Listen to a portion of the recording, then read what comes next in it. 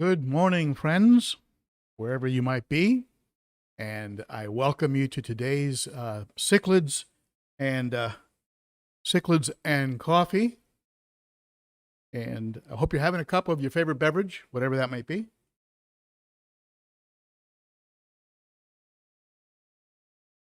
And let's see, let's wait for a few of you to get on here. And if I can get a quick sound and picture check, quick sound and picture check. Let me know how it looks on your end. And hello, Fishman Marcus. Thank you for showing up. I appreciate that. And let's see, Solar King Ronnie's here. Hey, Denny. Denny, one of my great moderators. Craig Broderick's here. James Green, Elijah Davis, Paul Bowen. And hey, Tony. Good to see you here all the way from London. And Jerry. Hey, Jerry. Back from vacation. I'm so jealous. Paul McCartney's here. Hello, Paul. Zen Ginger. Hey, Zen Ginger. I'm glad you're here. Taking those moderator responsibilities very seriously. I appreciate that very much. Our newest moderator, GP. Hey, GP. Glad to see you. Tim and Liam's Fish and Turtles is here. My peeps, Z-Zip, T1 Dirty. Hello, T1 Dirty. And I'm not going to be able to get to all of you because the list is growing quickly. And Skull Squadron VF84. Skull Squadron, I bet you're a gamer. That sounds like a gamer name to me. And that's a pretty cool name, actually. It should be on a part of a tattoo, I think. So let's see here. Amon's here. Hey, Amon. From Norwich, UK. And it's funny how many people I get from the UK and from Australia. And it seems to be popular there. And I mentioned Solar King Ronnie, Todd Hobson, and James. We got TN Aqua. I imagine that's Tennessee. I hope it is. And let's see. And Darren Lockhart. And boy, they're just coming on. So let's go ahead. Bigfoot Fish Tanks. Like that name. So big shout out to the moderators who show up every week and help out with the stream. They are very, very appreciated. And we have a lot to talk about today. And it's been quite the week, as those of you who follow the channel know. And it's funny. It's one of those, it was one of those best of times, worst of times, and for a variety of reasons, not just the ones that you are aware of. But at any rate, let's go ahead and do the official start of the live stream.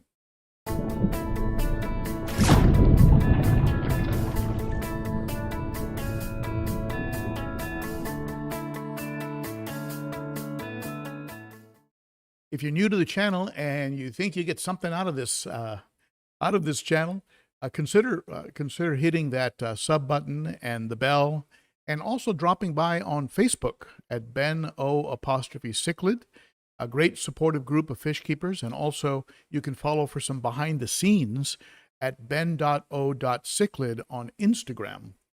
And also a big shout out to the channel sponsor, and that is James Largo over at the Cichlid Shack. If you folks could give James a little love. He had a major catastrophe that was discussed in my last video, and just an unimaginable, heartbreaking setback for a fish keeper that really put situations I'd gone through recently and previously in perspective. Give him a little love.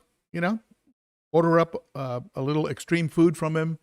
Throw a little business his way, and that's probably the best way we can help him out.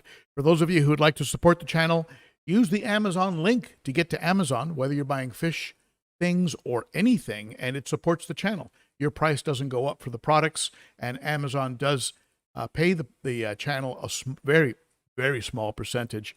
And also, if you pick up mugs and T-shirts and hoodies and things like this over at the Teespring store. I think they just call it Spring now.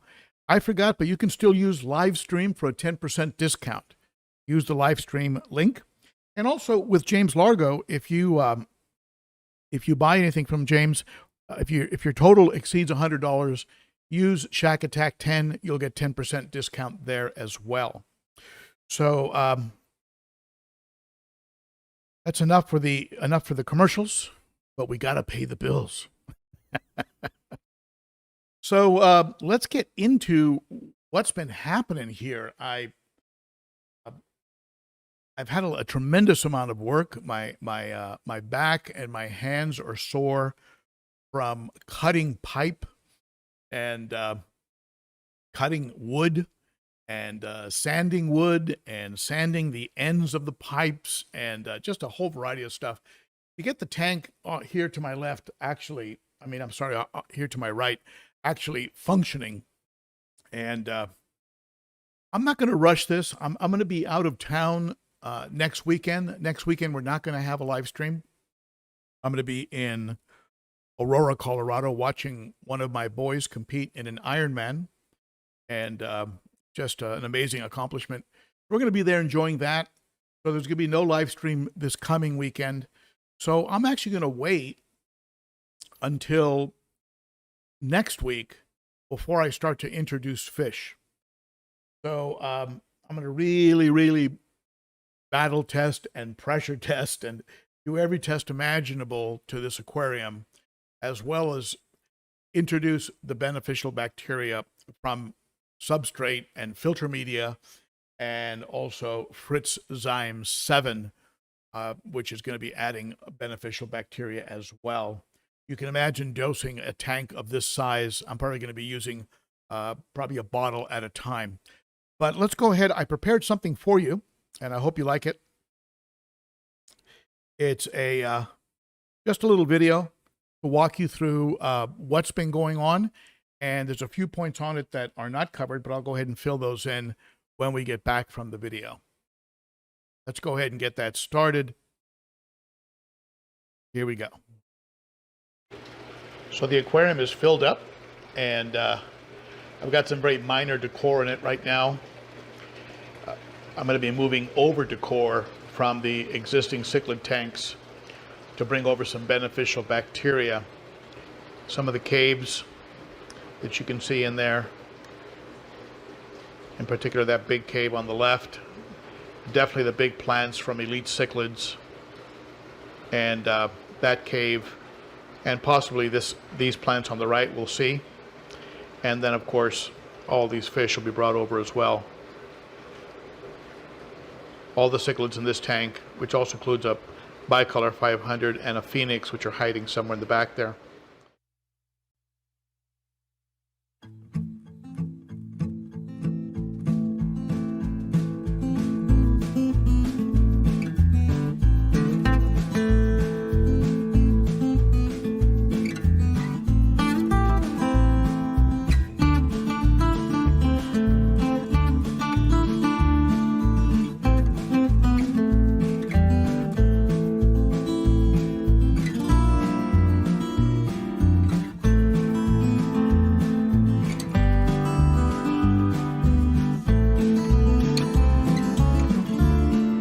I'm also going to be bringing over all the fish that are in this tank and the decor, both of those caves on the right, and the taller plants will probably be brought over, as well as this another plant here from Elite Cichlids here on the left. I might temporarily run all of the filters that are on these tanks. I have an Expert Matic in the far right corner there. There's an Expert Matic here on the left behind this plant. There it is.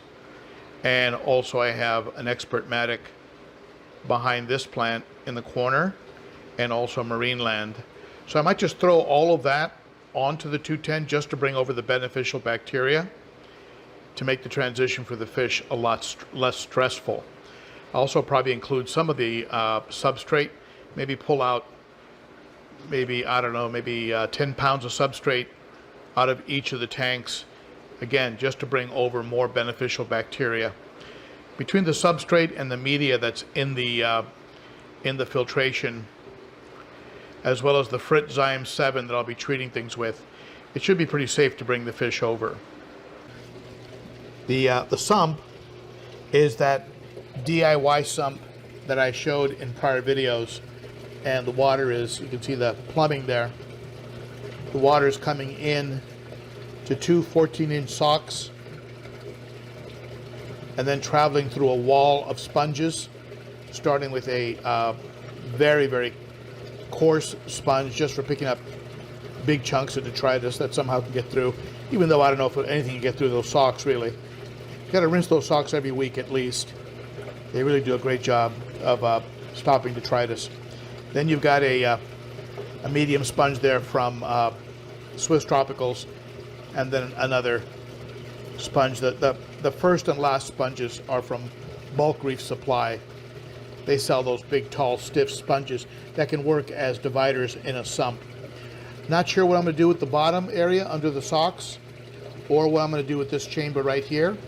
I might just put something there. The heater will probably go there. One of the things to remember with a sump is never put the heater in the chamber where the pump is, because if that chamber ever runs dry, you'll have a problem, possibly a fire, or certainly a meltdown. But the Shisei pump, rated at 2,500 gallons an hour, is doing a great job. And the way these synergy overflows work is you have a primary, which is the closest one to us, that's the primary. Then you have a secondary, the further one, the one that's further away. And then you have this one here in the middle. If this one ever starts splashing and making noise, you know something's wrong, because it means you have a blockage. That's the third emergency overflow. It all gets taken up through that black box in the back there. You can't even see it because of the lighting and the fogginess in the tank, which will all clear up very shortly here. But you can see here, you can see the gyre, the cutouts there that are sucking in the water, and then there's three pipes I had to cut to fit in here, in this box here, and you can see the plumbing going down here into the back. Again, I had to measure and cut all of these and glue them. These are unions, and they're installed this way because that way it's righty-tighty and lefty-loosey, right? So right to tighten and left to loosen. So they have three unions, and that I could just disconnect all three of these and then remove the whole box for servicing. This is a gate valve, and by adjusting this gate valve, I was able to adjust the flow so that it was at the right level here in the box. This right here is the return line. It's just a clear 1.5 inch tubing that goes back up to the tank, and then is just hooked on at the top. There's a hole drilled in this just below the water line that would break a siphon if the pump were to stop pumping. So the siphon will be broken immediately. I also have a one-way valve right here. You can see it flapped wide open. Some people like the braided hosing. Some people would have preferred to do this with PVC. I like working with a soft hose on the way back, but I might convert this to PVC at some point. I don't know. But the nice thing about this is that if your pump is ever running low, if that pump compartment is ever running low, you'll see bubbles in this. So that'll tell you immediately that you need to top off. One of the problems, of course, with a sump is evaporation. So if I need to top off, if I see just the smallest amount of micro bubbles in this, I know it's time to top off. The lights on this are those really nice lights from JC&P. Look at how thin these things are. JC&P. 2 lights, which I like. One of them blows out. I still have another light. They sent me a couple other ones too that I might be incorporating. And fully programmable using these devices here. You can have primary red. You can have red. You can have blue primary. You can change the timing on it, and of course a regular on-off if you like. But both of them are fully programmable, of course, and I like them. Love the thin profile, love the build. You can see here, if you can, with the glare, they're just really well made. It's very nice, hardwired. You're not plugging into the unit, so you're not going to get water getting into the plugins.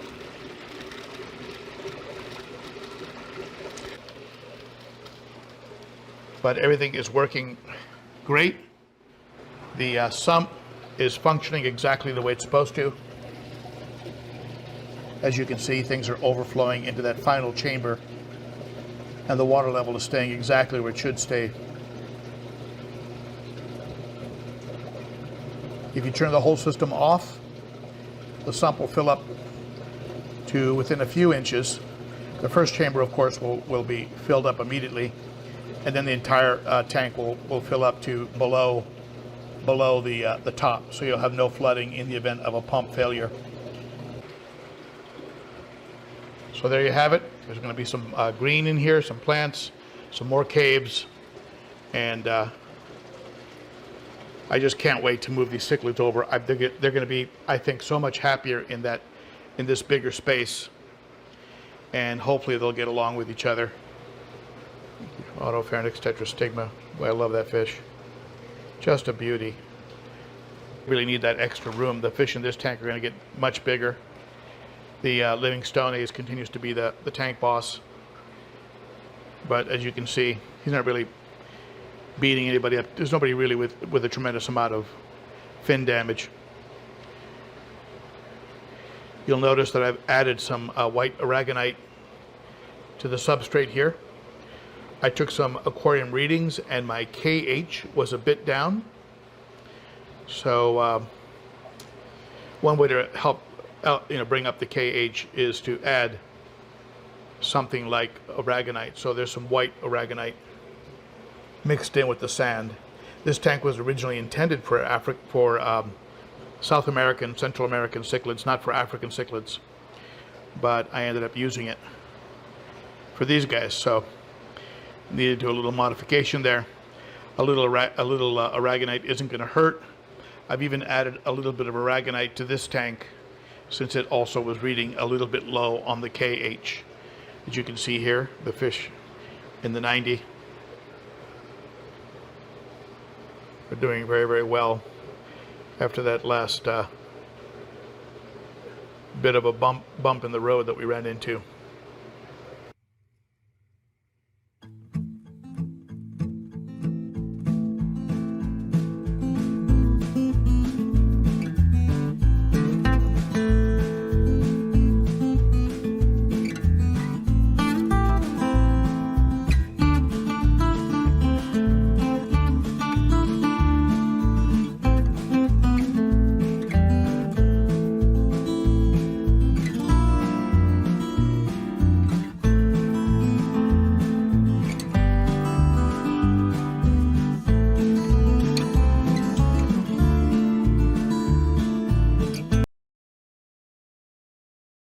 Well, there you have it. Hope you enjoyed that video, and give you an idea of what's going on. The substrate that's in the tank, and I can move this over to show it to you. The substrate in the tank is composed of 200 pounds of Carib Sea aragonite that I picked up from Chewy's. It's 200 pounds of aragonite. I will sort of like, if you folks remember an old show called Kung Fu, where they would harden the hands of the Kung Fu guys by having them jam their hands into hot sand and coals, and that's the way I felt after cleaning 200 pounds of Carib Sea. At any rate, and then carrying it up and dumping it into the aquarium with a small step stool. 40 pounds of Imaginarium. Just to darken it up a little bit, I added 40 pounds of regular Imaginarium sand. And there's 120 pounds of Carib Sea Eco Complete Black.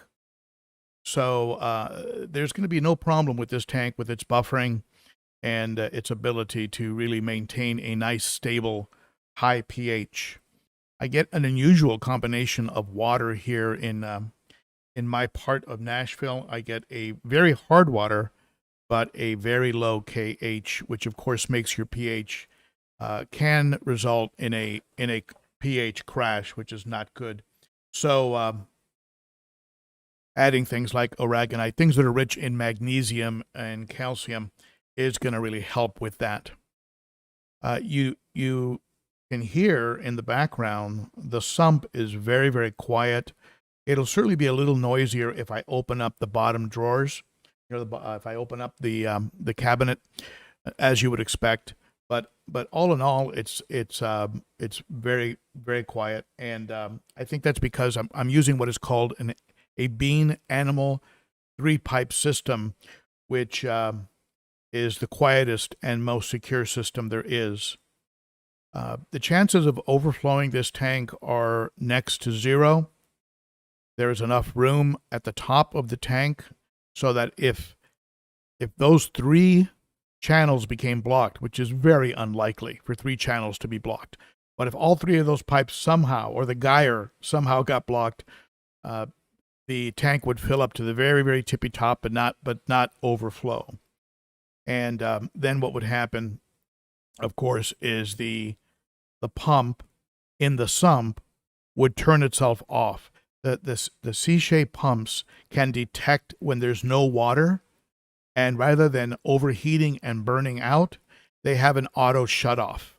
So it would shut itself off, and that way not get destroyed by overheating.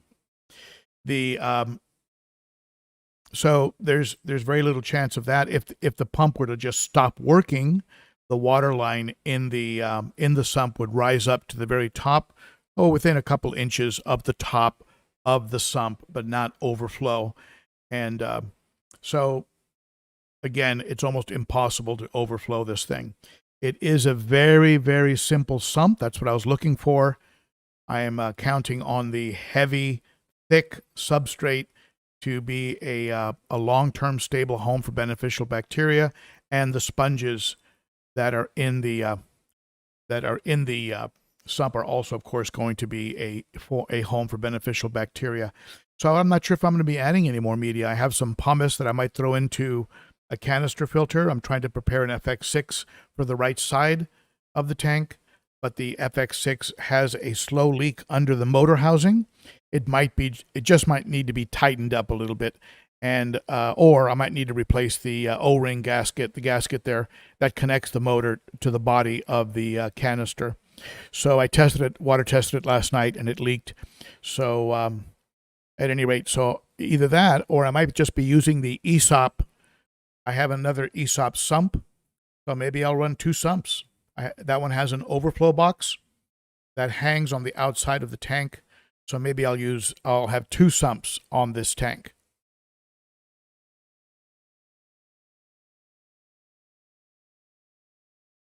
I'm also going to be using a very powerful, that very powerful power head that you saw me review previously.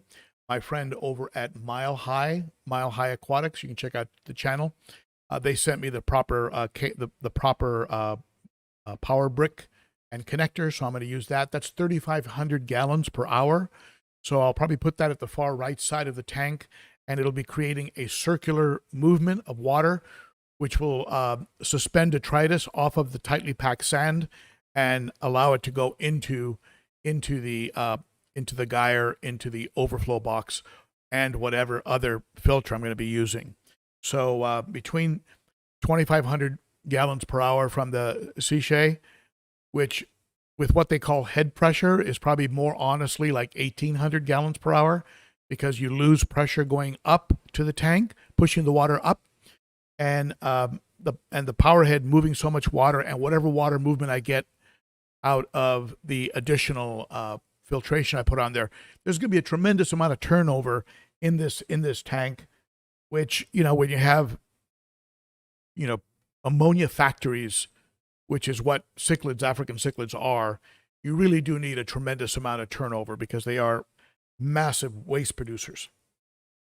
If you ever go into a project like this, I can't encourage you enough to use unions. This is a union. And what a union does is it allows you to take any section of pipe and separate it out so that you can then just break off that piece and then reconnect it. Any place where I have a gasket, you see in the union here, there's a rubber gasket.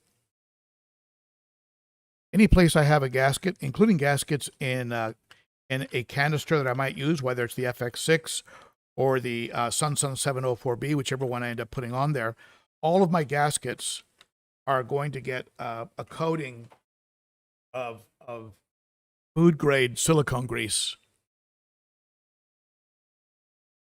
This is a food grade silicone grease. You can use it on things that would be touching your food. It's totally non-toxic. It's 100% silicone grease. So it's something you can use to extend the life of O-rings, gaskets, things of that nature. If I do use the FX6, it'll be full of sponges, perhaps with a little bit of pumice, maybe a carbon pad, the kind of carbon pads that are sold by Aquarium Co-op, and then I have this over the intake. Just a massive coarse sponge over the intake, and so this will prevent food from getting into the filter. The fish then come and peck off the pre-filter, and it really extends the life inside the canister, so you can extend the times between servicing to very long periods. And so I'll be using that if I do end up using the FX6, if I can determine the cause of and fix the leak at the bottom of the motor housing. I think it just needs to be cranked down more, and I'll be putting some silicone grease on the gaskets, possibly replacing that O-ring that connects the motor to the body. I'm also going to be hanging a set of lights underneath the aquarium, and those lights are going to be hung by attaching some of this to the top of the inside of the cabinet. This is just it's like a ribbon. It's a metal ribbon, galvanized suspension ribbon. I forget the color, but you can see it here. You've seen this stuff before. So this is really easy to work with. You just simply make a loop and attach a hook through a couple of the holes, and then you just slide your light in, and it remains suspended underneath the inside the stand. So when I'm working on things under the stand, I've got real good lighting, and I don't have to be holding a flashlight and only have one hand available to do work. I can actually just turn on that light and then do whatever I need to do under the aquarium. Right now I have a light attached, an attachable light on one of the openings that I cut out from the back of the tank. Applying the Velomax background was a two-person job. I had to have my wife down here, and she held one side and I held the other while I was spraying the glass and spraying the Velomax and spraying the glass. And but it came out great. It looks nice and smooth and black. And once the tank loses its initial mist, I think it's going to look great, and it's going to really get the fish to pop.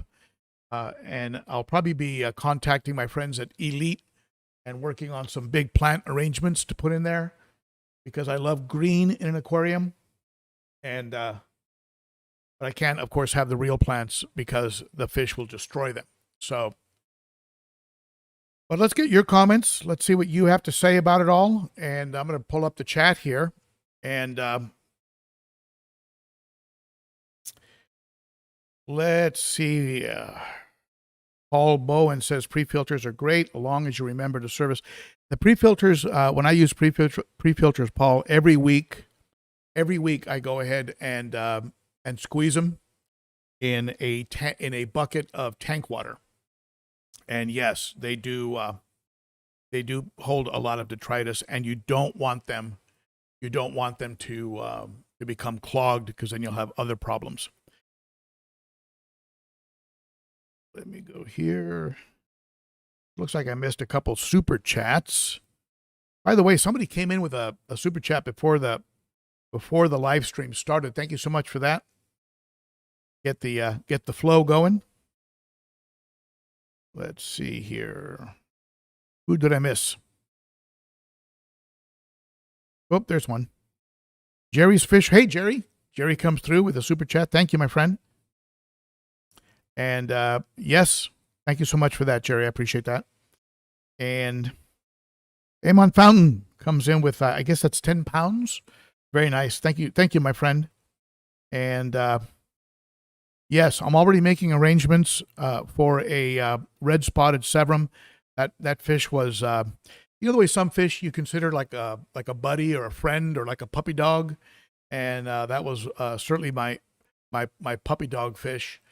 Who the second I'd come in the top of the stairs, he would run to the top, and he was the first one that knew I was there. And even if the room was dark, he was up there looking at me. So finding him dead was no fun. And of course, that Starry Night was spectacular. The Viejas, the one red shoulder. Anyway, I know it happens, but it always hurts a little bit. And so let's see here. Hey, Tim. Tim comes in with a super chat. Thank you, my friend. I appreciate that. And if you have any questions, go ahead and ask them now. Also, I'd like your advice.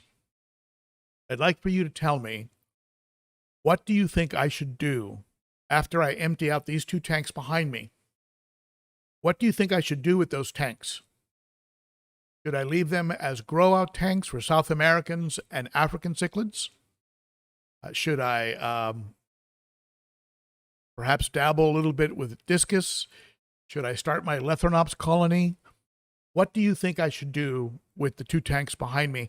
Let me hear your suggestions, because you know I listen to you. You know I read your comments, and don't always respond. Don't always have the time to respond to every one of them. But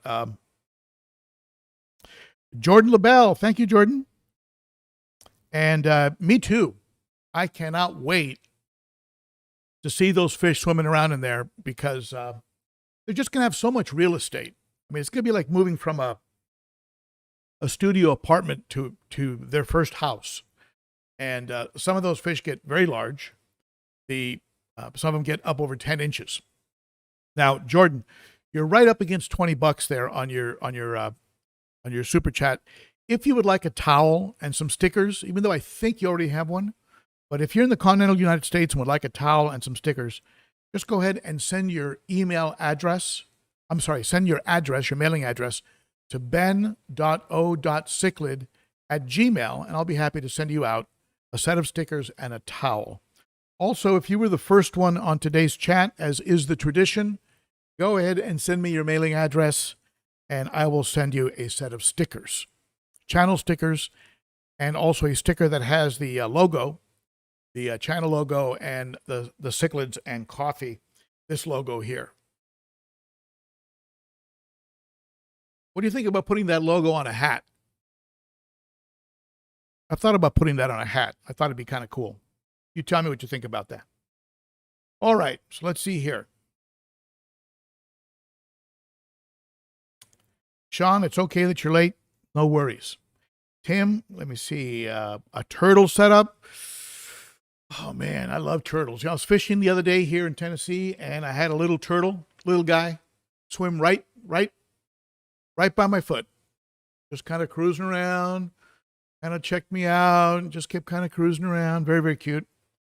Didn't have that long, sharp beak, so I don't think it was a snapper. I know snapping turtles are pretty deadly. But let's see, discus. Yeah, discus are, I can get a hold of some good discus. And that could probably take the water conditions here without much of a problem because of the way they've been bred. But my wife wants discus. GP says use one as a grow out. I have a line in on a chocolate cichlid. I've been wanting a chocolate cichlid for a long time. This is a South or maybe Central. Is a chocolate cichlid from Mexico? Might be from Central America, but a chocolate cichlid, some fire mouths, You know, Paul, I like the idea of a fire mouth.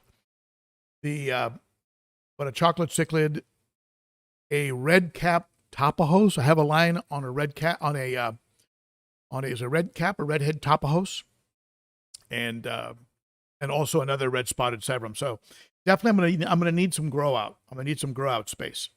Aaron says discus. Yeah, I'm telling you, discus are. Let me see the clowns. 12 inches, brown top. Paul, yes, that's a good tip. Paul says that when you're servicing pre-filters, always be sure to put them in a bag before you take them out, because once you pull the pre-filters off of suction, they'll release a lot of the fine gunk that's in them. So you'll get this trail of mist that follows the filter as you pull it out. So if you put a bag around it, like Paul suggests, you will actually be able to remove the pre-filter. And for those of you who just came on, a pre-filter being this, something that slips onto the intake of your filter and helps to extend the life of the filter inside the body of the filter, and also helps you to stop wasting food so that it doesn't get sucked into the filter but gets pecked off by the fish. So let's see here.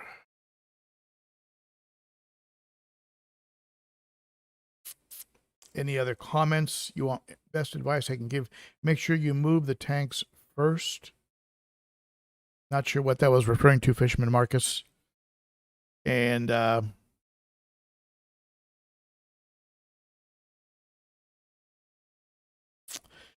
price on the lights, they have difference.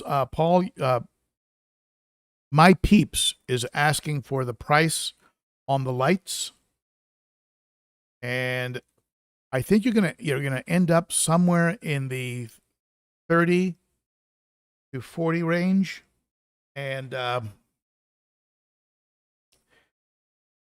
let me see.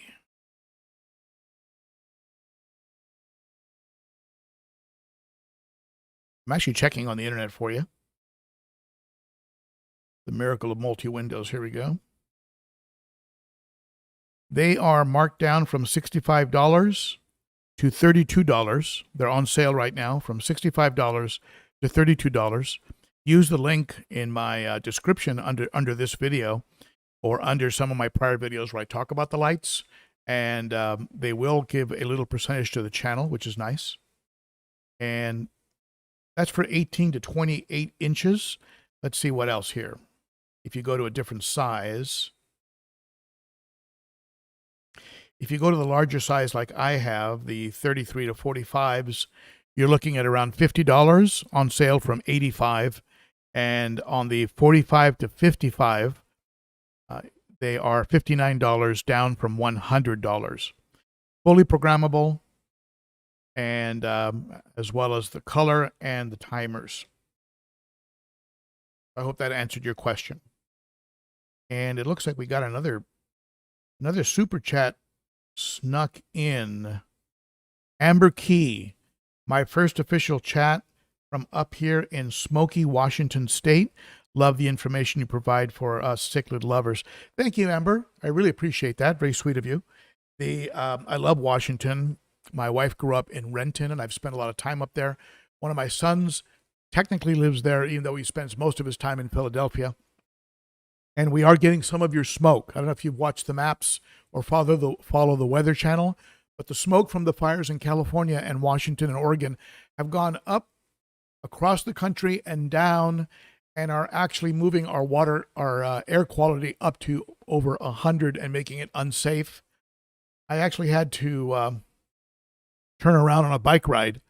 The air quality, the dew point, the humidity, the temperature combination was just a little bit too much, and I had to cut my ride short. I mean, I was still around between 12 and 15 miles, but I would have preferred to have done 20 miles. But yeah, for sure. And thank you so much for that support, Amber. I really appreciate it. Big shout out to you and all my friends out there in the beautiful state of Washington. So, Jerry Cook, you've been toying with the idea of getting discus. I have. And you know, Jerry, before, before I got into African cichlids, I had discus. And if you go into the old archives of my YouTube channel, you'll see video of some small discus that I was growing out. And I grew them out to a point where I had to make a decision. I need to go to a larger tank. Do I want to go to a larger tank with discus?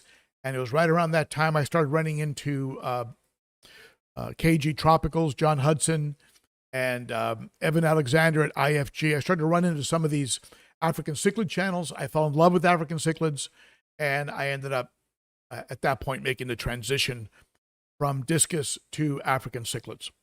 The first batch of African cichlids were in a 30-gallon tank. I picked up a bunch of juvies, and the rest, as they say, is the rest is history. I got multi-tank syndrome bad. I ended up with about 5 different tanks, including 150, 100, 60, 35. I ended up with several tanks, and now I'm back to 255s, a 29, a 90, and a 210. So I have MTS, and it is uncurable, an uncurable disease. Multiple tank syndrome. So let's see here. South American cichlids, they get along great. No one bothers them, and they tend to be okay, I think James might be talking to somebody else. But hey, Michelle, thank you for that. I appreciate that. Michelle comes in with the super chat.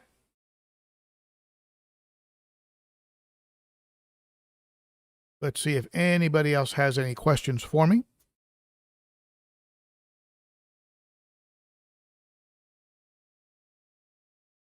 Giant dinos.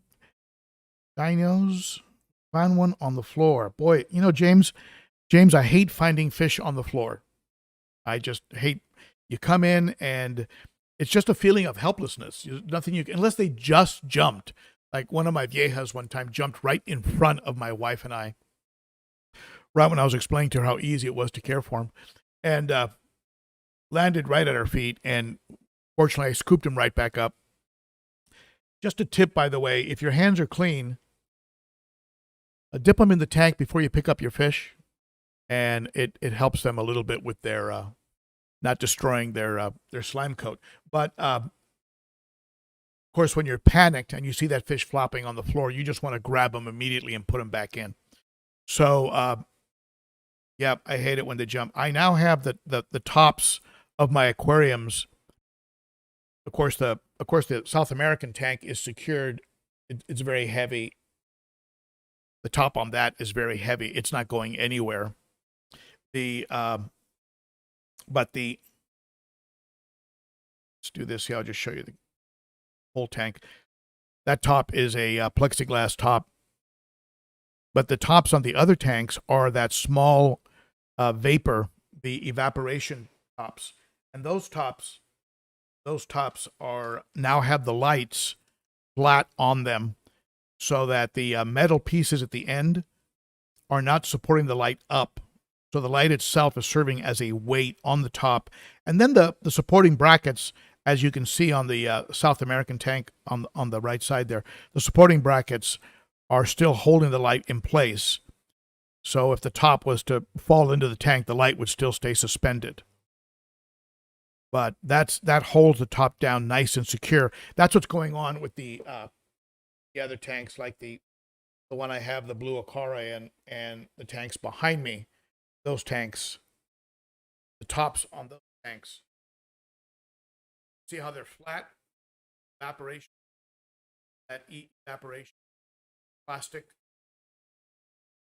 Yet they have the end brackets in place, so that if the evaporation top for some reason fell into the tank, it doesn't matter, because the lights will stay suspended.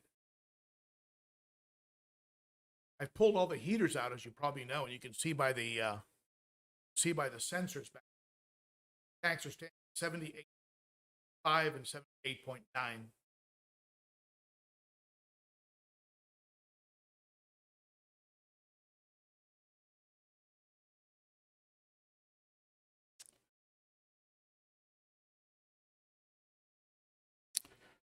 All right. So, any other questions? Let's see. Let's go back here to the chat. And I'm looking at it on the internet now, so you don't have the chat up on the screen. Let's see here. Yeah, usually they're going to jump if a light suddenly goes on. Of course, with African cichlids, they jump in a chase. They're being chased, and they feel in danger. They're going to go ahead and hop. And I don't know what they're thinking, but I guess in their mind it's better than getting eaten. So African cichlids can be jumpers, and I've carried African cichlids in a bucket that was half full, and had the cichlid jump all the way up to my elbow while I was holding the bucket. So they are tremendous jumpers. They can jump quite a bit, and this is why sometimes you'll have somebody say, "Well, I lost one fish, and it wasn't until a year later that I found him, 10 yards from the tank somewhere else." So yeah, turning on a light suddenly, approaching the tank suddenly. A chase, aggression, things like that. That's where you run into problems. Pompeii Ranch comes in with a super chat. Thank you, Pompeii Ranch. Very appreciated. If you folks hear a little bit of a humming or buzzing in the background, our gardener has arrived and they are cutting the grass outside. Not sure if you'll hear that or not with the filters I have on the microphone, but if you do hear it, that's what that is. Ricky De Hoyos wants a close-up. Yes, you can have a close-up. Hold on.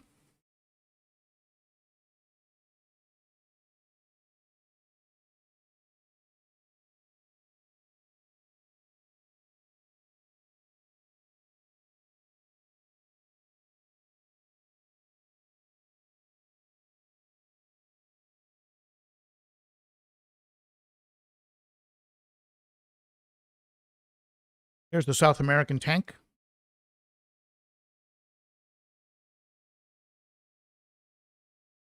The AC Hecalize, the Geo, one of the Viejas, my locally acquired Jack Dempsey, named Tom, they showed signs of stress in that recent occurrence, that recent event, but they seemed to weather it okay. Didn't seem to be too phased and really bounced back very quickly. I don't know why the Starry Night, why the red spot, why the red shoulder, why those fish were the ones that had the reaction, and that'll remain a mystery. The green Severum that I added to the tank is still alive in that small tank that you got a quick glimpse of, and not really sure what I'm going to do with him. I might end up going off of my friend John's original plan and just give him to aquatic. Just give him to the aquatic critter place here in Tennessee. Just let them go ahead and rehome him. But we'll see. At this point, I'm superstitious. At this point, he's when I look at him, I get bad thoughts. So nothing. It wasn't his fault, really. So there's your close up.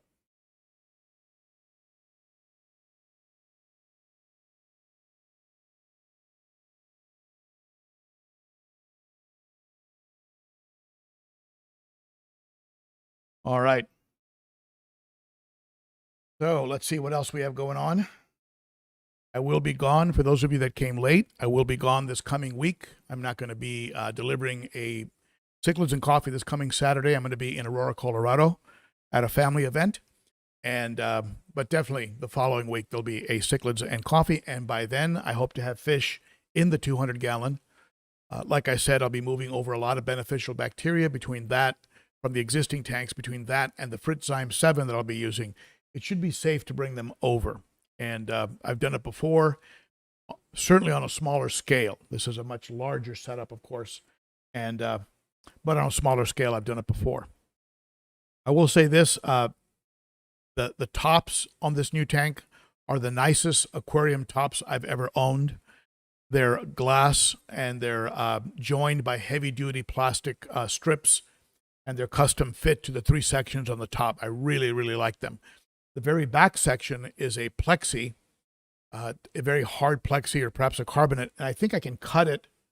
I think I can cut it to shape depending on whatever filtration I'm using in the back, so I can custom cut it. So very happy with the lids that were provided by Glass Cages here in Nashville.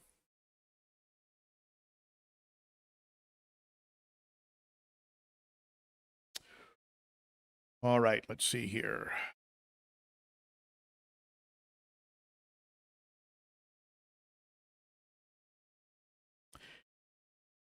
GP is jealous of the rimless.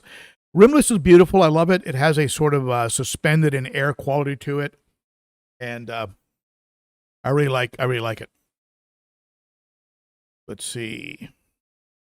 Now the Jack Dempsey, by the way, you're probably wondering why didn't he name that Jack Dempsey Jack? It just seems like the natural name.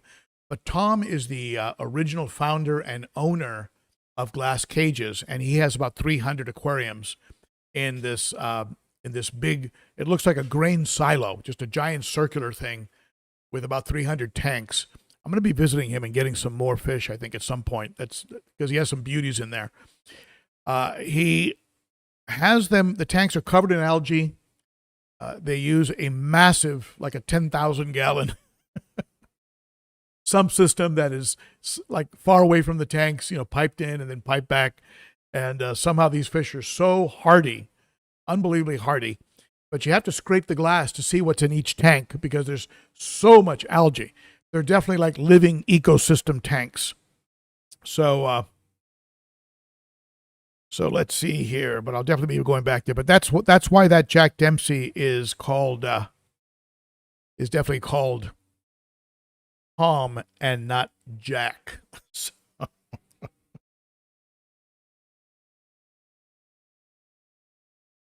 All right, Sharpie's Models and Aquatics wants to breed plecos. I don't think I've ever seen anything cuter than a baby pleco. Somebody had a whole batch of them over at one of the, I think it was the American Cichlid, the ACA back in Houston several years back. And just these teeny little plecos, just like teeny angelfish that are perfectly shaped. And, they look exactly like adult angelfish, except they're smaller than your pinky nail.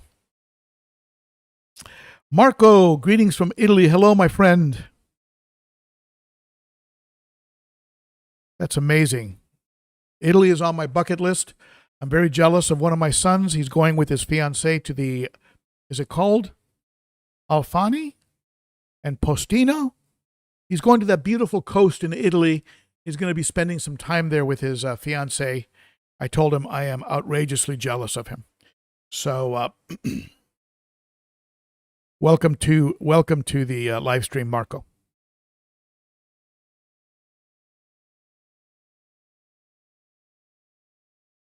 Sean says, Ben, I love the 90, but the Severums and Geos may not do well with the Vieja and the Dempsey as they grow. And that is a consideration on what's going to be done. The truth is, Sean, that at some point, I'm probably going to end up with a 125 here to my left next to the 190. I'll probably have a 125-gallon tank, and that 125 will probably end up with the larger South Americans and the more aggressive ones. I mean, I also want to get there's several other fish I want to get, and some of them can be aggressive, like your green terror, right? So the chocolate, I heard the chocolate cichlid is very mellow. They do get very large, but we'll see. This Jack Dempsey is very small, the one I have now, but he seems to have zero interest in the other fish in the tank. But things change. I mean, you and I know that with these fish, it's like a switch that can flip at any time, and they can go psycho. In the tank behind me, in this tank here, I'll give you a close-up. For about a week, the dragon blood Dragon Blood was being Mr. Mellow and just hanging out inside one of the caves. And so, people were swimming around and he wasn't being a jerk anymore. And of course, while I'm talking about it, he'll probably attack somebody. But now he's come out of the cave and he's back to patrolling that part of the aquarium. So with these kind of fish, it really is, roll the dice, and each morning you wake up and you have a different setup. So you don't know. But for sure, I think a 125 6-foot tank where I can have a green tear, possibly the JD in there, the Jack Dempsey, and the Viejas, and leave the Geos and the Severums in the 90. Even though that redhead Tapajos, they get pretty big and probably wouldn't be afraid of some of those larger, more aggressive cichlids, but just depends on the temperament of those cichlids. The Surimanensis, I don't think they get that big, and they're definitely not aggressive except to their own kind. The AC Heclies, same thing. They kind of mind their own business. And so we'll see. We'll see where all this ends up. It's always a work in progress. I do have a new tank that was sent to me by my friends over at Higer. Higer, the folks that make the lights that are on top of the 90-gallon. They also sent me a DC pump that I might be using. And anyway, Higer sent me an aquarium, a small, I think it's about maybe 20 gallons, a 20-gallon tank that is bowed, but it's bowed in an unusual way. It comes from the top down towards the front. It's bowed that way. It slopes. It slopes from the front back, and it has built-in filtration. And I'm going to be setting that aquarium up behind my wife where she tutors children. She tutors children virtually, online, right? And so the kids will be able to see this aquarium behind her. So, by the way, if you know of where I can find an aquarium-safe decoration of a fish reading a book, please let me know, because I want to have a fish reading a book inside of the aquarium, since it's going to be part of the decor of a tutoring setup. It's probably going to be a planted tank with some very peaceful fish. I don't want fish tearing each other up while my wife is trying to get someone to learn how to read or understand grammar.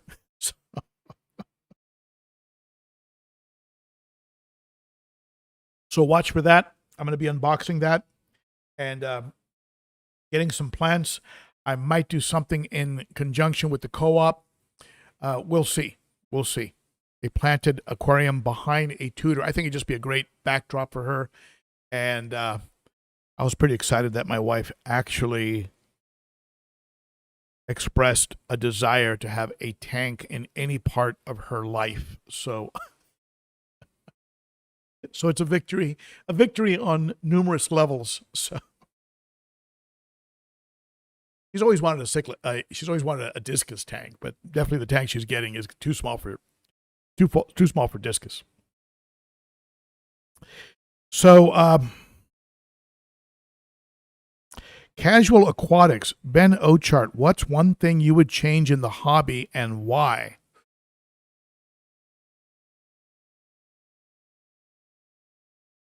Boy, that's a loaded question. I don't know. I think the general care of fish at big box stores, that's in particular with the housing of bettas, I think that would be something I would change.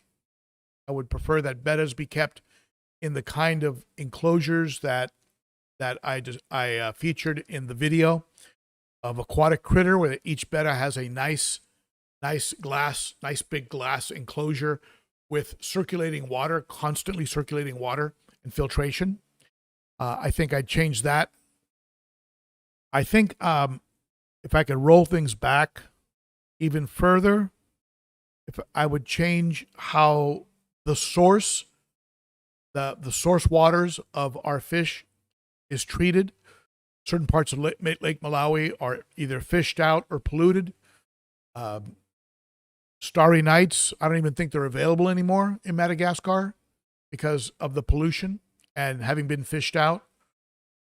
So I think a better treatment of the waterways, and there's certainly things we can do, like, for example, joining, I think the American Cichlid Association works on programs to help safeguard and clean up those kind of places.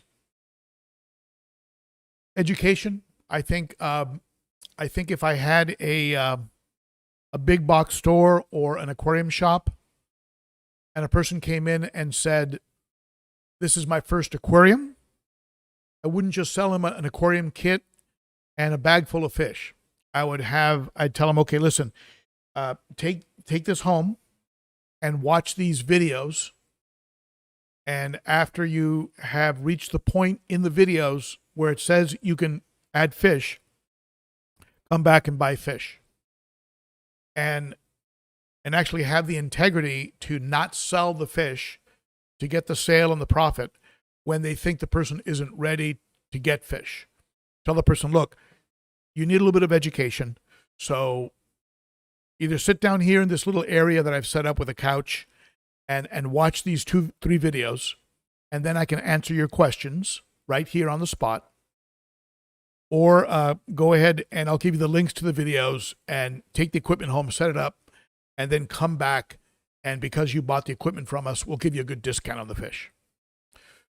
Because I think we lose a lot of hobbyists who right off the bat, they just kill off all their fish because they put them into a tank that's either has ammonia or gets an ammonia spike after they've added the fish, and they don't know what to do. All they know is they wake up and the fish are all doing the backstroke, and they have no idea what happened.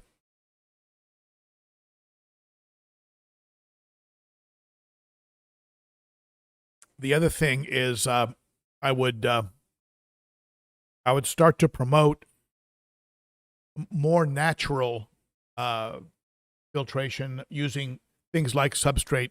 It was very interesting to me to watch Joey, the king of DIY, in one of his most recent videos. He gave a talk on how some of the most unkept tanks that he has have the most robust fish. The fish are they're like superheroes. I mean, they're just colorful and they're big and they're healthy. And yet he's like, these are not the tanks that are my show tanks. These tanks are dirty. And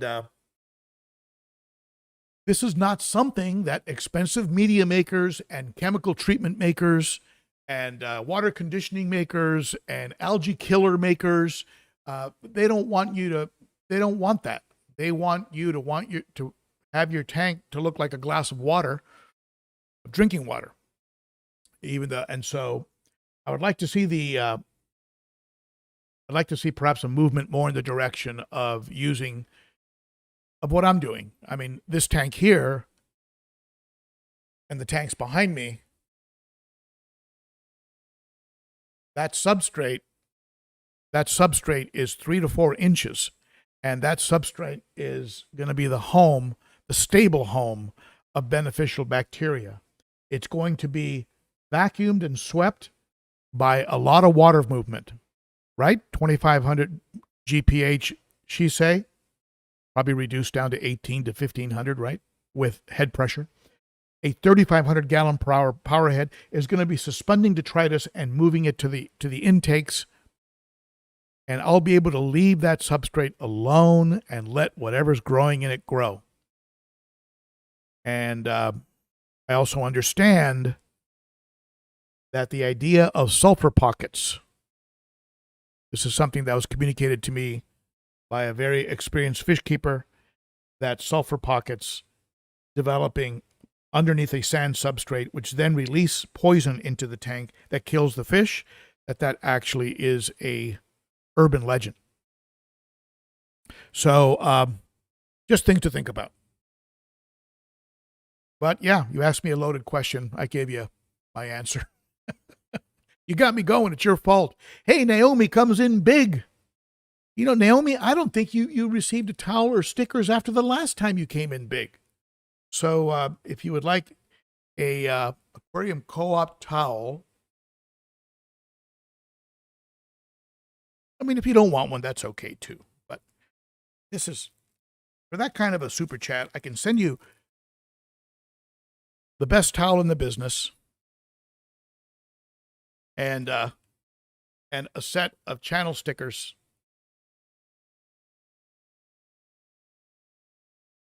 If you would like. But thank you, Naomi. Very, very generous of you. Very, very helpful at this particular juncture where there is definitely a strong flood of cash leaving my pocket for things like every day my wife goes, "Did you just order a bunch of stuff on Amazon?" The Prime account is in her name, so I use her name to order fish stuff, and then she gets the email. So there's no hiding. I can't hide. What are all these orders? What are all these emails about things? Anyway, she's very, very supportive. And anyway, Z-Zip, I don't stir the sand very occasionally. I might rake the surface, especially with the white substrate, which kind of refreshes it and gets it to look nice and white and pristine again. I don't go in there deep and rake it and stir it. I want the bottom of it to be left alone because I'm hoping to get an anaerobic zone down there. Hopefully, we'll see. I believe Father Fish agrees with me on that. And Amon says it is the best towel. It is the best towel in the business, and that's right. Never forget, folks. This is the only channel on YouTube that offers you a 100% money back guarantee on how much you paid your admission fee to the live stream. Thank you, Amon, for that. I appreciate your humor.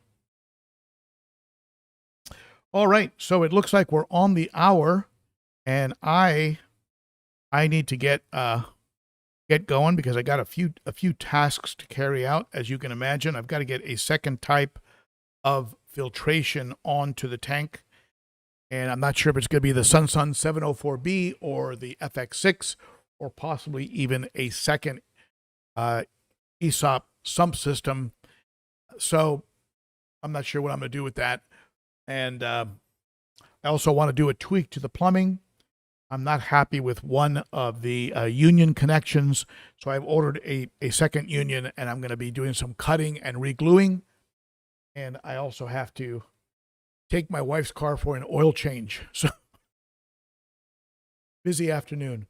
But I want to thank all of you for joining me for today's live stream. I will not be back for 2 weeks. So not next week, but the week after I'll be back. And I'm not going to be transferring any fish to the new tank until I get back because I don't want to have any emergencies with the person that's going to be babysitting the fish.